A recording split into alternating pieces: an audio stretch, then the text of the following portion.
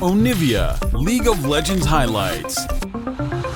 Thresh, right? So I actually like taking the Nautilus for the bottom lane here for Gen.G, and then just saying, well, if you're going to flex the Lulu into the solo lane, then that's totally fine with us. I think it will be the Akali versus Sylas mid. A bit too squishy to be able to survive without having that repositioning tool despite wild growth existing. And so Pyosik now moving up towards this Tribrush, spotted of course. And there's another paranoia. Crescent Guard going to be used, but I just don't think it's going to be enough. First blood going over to Cleared. And Gen.G is feeling just so easy towards this top. Pyosik too, and he's going to find that this part of the jungle is in fact empty, and he's going to look for more here. They did not see him, there's no vision.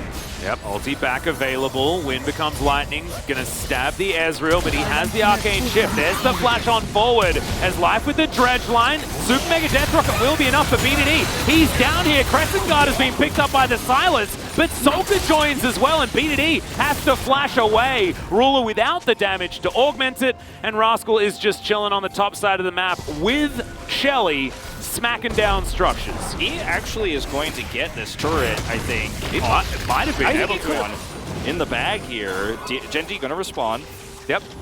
Collapse is coming through here. BDD does have the perfect execution available as the dredge line is going to connect. There's another paranoia from Rascal. Gets into the back line, but the knockups are pretty good here. Sulka coming on forward. Rascal going to be taken down first as BDD gets over the wall, but he does not want to be there. And the perfect execution again from Sulka is going to come through. Becca maybe a little bit over-ambitious, but isn't going to find the tongue lash. And Gen.G, they lose their solo lanes, and they have to now lose the Drake as well. DRX really starting to take control. Yeah, DRX, I think, pretty significantly ahead in this game right now. Kill him, or press the button without hitting him, and he goes away if he doesn't have his spell shield up at the right time exactly. So, yeah, the Xin Zhao, hold that thought. Yeah, it's going to siege down this turret, and it looks like Gen.G is going to give it up. I think the observers are trying to highlight that DRX are, in fact, at their strongest when they're grouped as 5. And that's, Sulka almost went aggressive there. As you can see, it looks like that Soul Point is just going to be free on the side of DRX. Sulka now probably knows that he's in a bit of trouble, but he's able to get the Shroud down. We'll see whether he's actually going to be able to keep himself alive, and the answer is absolutely yes. I'll actually initiate and get in, but what we have been seeing in reality against this comp that's super aggressive. Oh, hold that thought. Here we go. We're going to see it again. They're going to engage right on top of exactly this. Down. Yep, the Crescent Guard comes through yet again, but he's two by himself.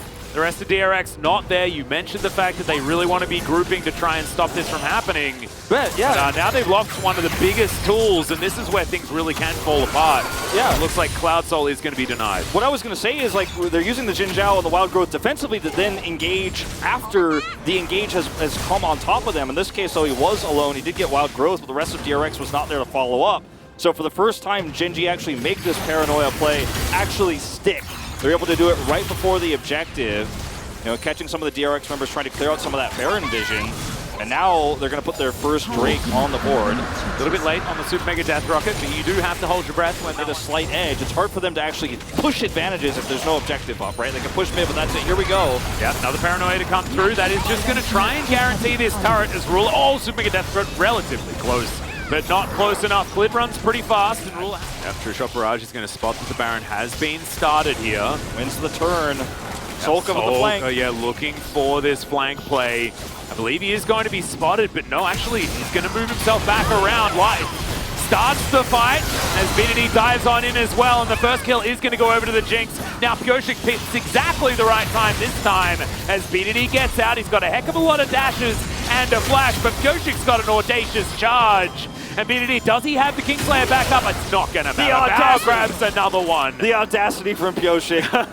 That fight was so beautiful. Yeah, and they should be able to take the Baron off the back of this as well. They will, unless Clid can do something crazy. There's no way you can stop this. They're going to have to clear these wards out, but I mean, they're going to try something here. Look at where Sulka is right now. Crossing this gap is going to be so hard. Ruler is like, he's walking the tightrope. Yeah, not a lot of mana left as Kingen down relatively low. Pyosik wants to close the gap. They are going to engage onto Clid, who can run really fast. Depth charge is already utilized. Life not actually here, so wasn't actually able to do it. And that's the Ezreal just dove on and a little bit down. I actually heard this weird sound that sounded like a depth charge. It absolutely wasn't, because of course that was on Ruler's side, so I apologize. And wait for Gen.G to try and do something about it. Bao just continuing to auto attack. This is a lot of pressure now on Gen.G. Rascal a little bit too far away as Paranoia is available, but not in range right now, as here's the turn. In goes the Crescent Guard. No way Life is going to do any damage, as it eventually does wear off. Yoshik goes golden, though he bought so much time, but no kills just yet. In goes the dive as BDD goes golden. Ruler is going to get turned on, though. Sulka says absolutely not. There's no re-engage, and BDD unfortunately gets baited in. True Shot Barrage doing a fair bit of damage there as Kingin down quite low, Bao at about half health. But DRX, they're all still up and alive, and all of the pieces to their puzzle are just so good when they're together. Bao is going to do so much damage to this Baron, it just goes down so quickly. Gen.G have to fight for this, but they don't have the tools to engage. Yeah, this is so difficult. Clid does have the Smite available, but can he even get into the pit? He doesn't even have Smite. Wild Growth back up for King, and he just teleports in. All of his health bar there as well. Like you were mentioning, the teleport going to bring him right into the pit. And there's the engage on the Rule. They know exactly which one they want to be taking down, as the Nautilus is going to be taken out. And the heal utilized from Ruler, but he gets exhausted, he gets licked, and Kyoshik's looking for him. Super Mega Death Rocket, the audacious charge just for the last hit. And finally, at the third time of starting it, the Baron is going to be taken down. It was such a great fight for DRX. They're really playing the kind of game that terrifies you, right? It's a game that they've come up with this really soft counter actually to the Nocturne pick, right? It's the Lulu with the Xin Zhao. You use it defensively, Xin Zhao's a great. But DRX playing with a really cool comp and executing really beautifully. I love the patience that they played with. You know, it wasn't like, let's just start this and go for a turn or something like that. It was 3 separate times before they decided to fully commit to making sure they could win that fight. And you can see that even with the Baron buff here with their composition, you know, they still have to stay grouped. You know, against Nocturne, that's just the name of the game. Especially when you've got a Silas on the board, you have Udyr who's removing all that vision, you're often spotted. It's a very slow push. Speaking of spotted, Clid is down to about a third health. Turtle Stance is going to keep him alive as Ruler, I mean, he's trying to dish out damage at all angles, but just doesn't have, you know, there aren't enough Rulers. At this point in time, as the inhibitor turret on the top side of the map is going to be taken down. The pressure here of the 5-man unit. Here is the engage. In goes Rascal, finds himself his stopwatch as Kyoshik. Look at him.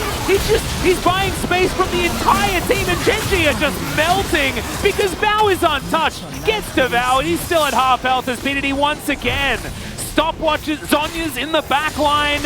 But we've seen this so many times, it's just not enough to actually take down a carry. This is the happiest Jinx that I've seen in such a long time. Oh, this is just looking like it's the beginning of the end here. Yep, Kyoshik in once again. He's going to go down to his GA, so that might have been a little bit overly aggressive, as now the Jinx walking away. That fear lasts for a really long time, but eventually he gets excited. He gets onto these Nexus turrets, and if I was Bao, I'd be excited as well. As, oh my god, the crits are really starting to hurt as the Zap gets soaked by the spell shield, but the Nexus isn't going to be so lucky as Bao is still alive, gets the wild growth right at the end, and the Nexus will fall in favor.